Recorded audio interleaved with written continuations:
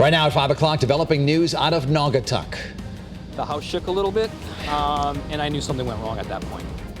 A blasting accident this morning sent boulders and rocks flying, closing the road for several hours as crews worked to clean up the mess. Good evening and thanks for joining us on this Friday. I'm Dennis House. And I'm Denise DeCenzo. It happened on Field Street, and that's where we find Channel 3 New Haven Bureau Chief Matt McFarland live at the scene. Matt? Well, Denise and Dennis, the good news is that no one was injured, but this made quite the mess, sending rocks, boulders, those blasting mats flying. It knocked down an electrical line, also taking out a mailbox, a stone wall. Right now, it looks like no major structural damage, but investigators are trying to figure out how all this happened.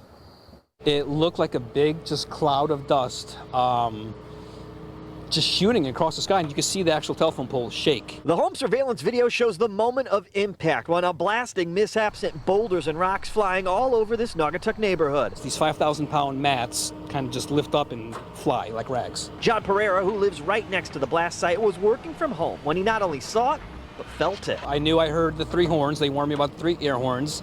And seconds later, I looked out the front window and just saw the blast just kind of blow everything to the side. We're told this crew from Blast Tech in Plantsville blasted the ledge around 11:30 this morning when the 6 dampening mats didn't contain the rocks, sending debris flying.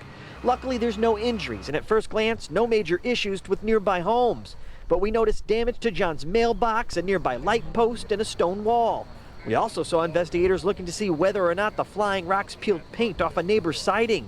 Both the State Police Fire and Explosion Investigation Unit and the Naugatuck Fire Marshal are looking into the incident. It's a very experienced company, so we just have to look at what was different on this blast, why didn't those mats contain it, and what could have caused the debris to enter the roadway. And as for John, he's just glad no one was hurt, and his house seems to be fine, though it made a real mess. I don't see anything right now.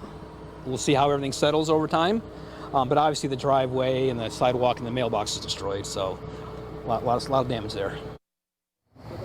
Now, the chief tells us the same crew had an earlier blast here this morning that went off without a hitch, so they're trying to figure out what happened during that second blast. We'll have that part of the story coming up tonight at 6. We're live with the mobile newsroom in Naugatuck. Matt McFarland, Channel 3 Eyewitness News.